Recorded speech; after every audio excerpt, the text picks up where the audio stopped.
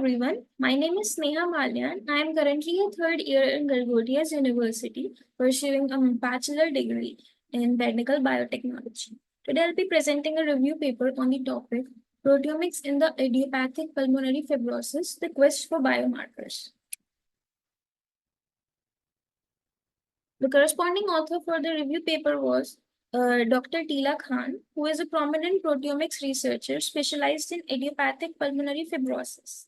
She has significantly advanced the field by identifying novel biomarkers such as haptoglobin-related proteins using cutting-edge proteomic techniques. Her works offer crucial insight into molecular mechanism of IPF, contributing to improved diagnosis and treatment. Dr. Khan's research is widely recognized with numerous publications and awards highlighting her impact on pulmonary disease and molecular diagnosis. So, for the literature background of the paper, the manuscript explores the use of proteomics, a powerful tool for analyzing proteins, to identify biomarkers for IPF. IPF is a severe lung disease with limited treatment options, and finding reliable biomarkers is crucial for early diagnosis and effective management. By studying the proteins involved in IPF, the manuscript aims to uncover new biomarkers that can help in understanding the disease better and developing targeted therapies. The research is significant because it addresses a major challenge in IPF treatment and has potential to improve patient outcomes by providing new insights into the disease molecular mechanism. So, for the introduction of the paper, let us start by introducing what IPF is. It is a chronic lung disease causing irreversible scarring that is predominant in adults over 60. Some of its risk factor includes age, male sex, occupational exposures such as dust and smoke. Although its impact is lethal and the median survival range is 3 to 5 years, there is currently no cure for this disease, and it is managed with antifibrotic drugs and in severe cases, lung transplantation. The manuscript focuses on IPF, a chronic and progressive lung disease categorized by irreversible scarring of lung tissue. It investigates various aspects related to IPF, including its epidemiology, prevalence, and associated risk factors. The research aims to understand the factors influencing the occurrence of IPF and eludes the effectiveness of current treatments such as antifibrotic drugs and lung transplantation in managing the disease. By addressing these questions, the manuscript seeks to enhance knowledge and improve outcome of individuals affected by IPF. The research strategy adopted in this review paper is to use idiopathic pulmonary fibrosis and proteomics across PubMed, Medline, and Embase. 106 results were found. Of these results, 19 were reviews and the rest were original research articles. Only 2 reviews focused solely on proteomics in IPF, discussing its role in personalized medicine and its application in chronic lung disease. The studies identify 45 original articles on proteomics in IPF, analyzing human and animal samples. For better understanding, we can see this table. So as you can see, 106 were the original result. Out of these, 5 were excluded because they were related to other diseases. So we got the number 101. Out of these 101, 19 review articles were excluded.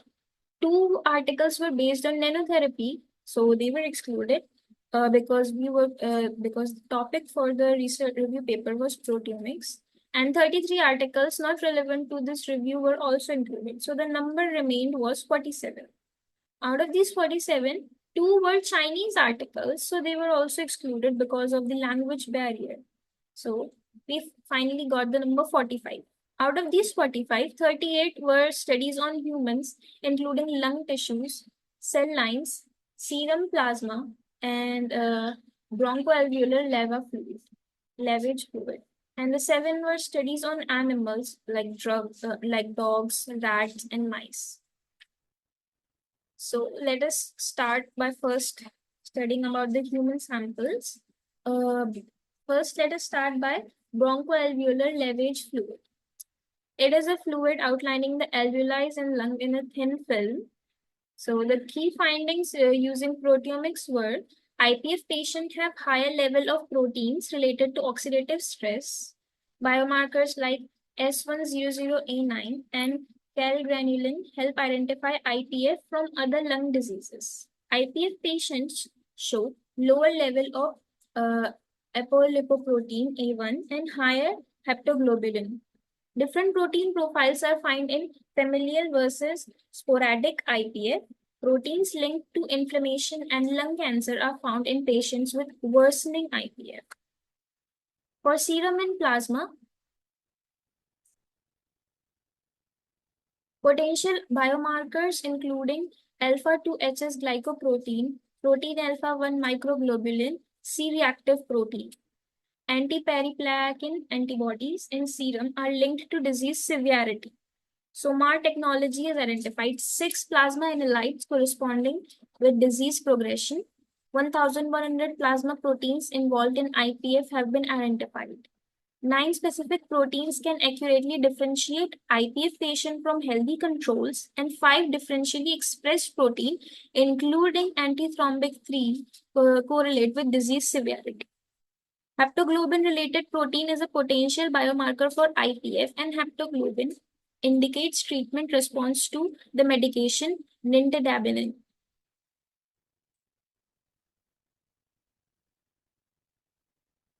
For lung tissue, analysis plays a crucial role in understanding the underlying mechanism of IPF.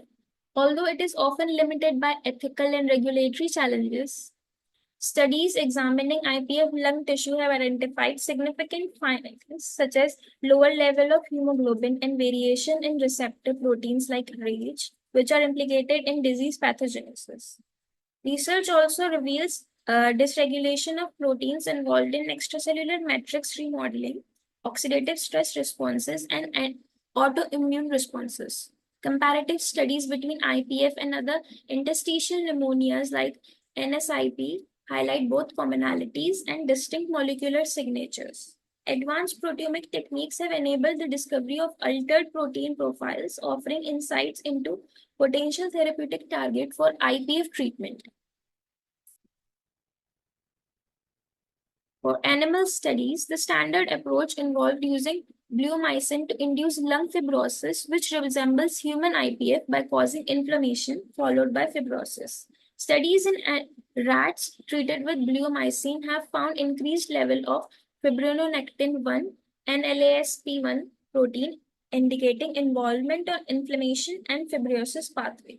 Researchers also explore VEGF inhibitors in these models, showing promise in controlling fibrotic markers. They have investigated GAS6 or TEM receptors for their role in fibrosis, suggesting they could be targeted for treatment. In dogs which are prone to IPF, studies identify potential markers like beta actin, although a definitive biomarker remains uncertain. The key findings for the review paper are lung epithelial cells are damaged by environmental factors like smoke, viruses, or genetic predisposition, leading to dysfunctional repair processes and ER stress, causing overproduction of proteins.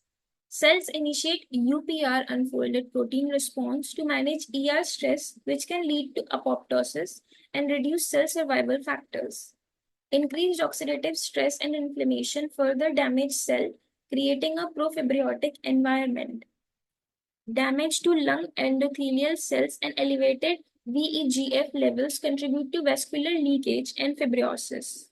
Apoptosis of epithelial cell and profibrotic signals recircuit fibroblast, which produce excessive collagen and remodel the lung matrix.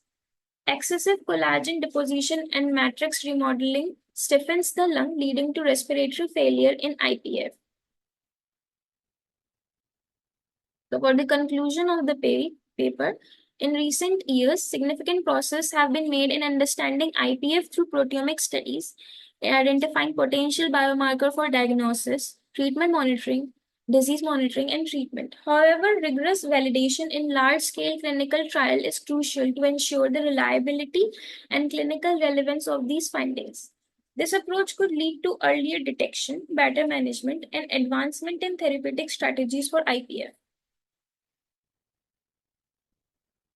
Some challenges and future scope include clinical proteomics have significantly enhanced our grasp of IPF pathology, but must overcome several challenges for future processes, such as the need for large and more diverse study cohorts to validate biomarker robustly and ensure their clinical utility. Standardizing sample collection and processing method is crucial to reduce variability and ensure reproducibility across studies. Embracing advanced proteomic technology such as protein chips and single cell proteomics could enhance the throughput and sensitivity.